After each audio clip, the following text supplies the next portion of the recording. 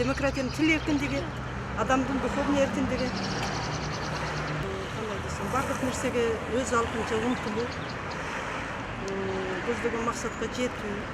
Демократия дегенде бул мисалы үчүн бир өлкөнүн, мисалы үчүн Кыргызстан бул демократиялык өлкө да, себеби ар кайсы адам каалаган ишин кыла алат деген түшүнөм мен демократия дегенде.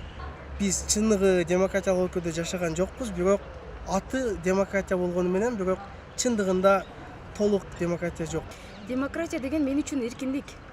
Бул менимче бул демократия азыр биздин колунда бар. Азыр деле башка мамлекеттерге салыштырмалуу бизде бар эркиндик. Өзүбүз каалаган жака басабыз, өзүбүз каалаганыбызды кылабыз.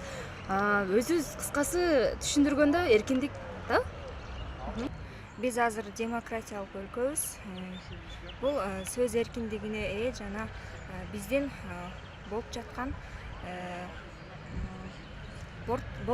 кырдаалдын бардыгы бул биздин өзүбүздүн ыктыярыбыз менен жашап жатабыз. Бул өзүбүздүн эркиндигибиз,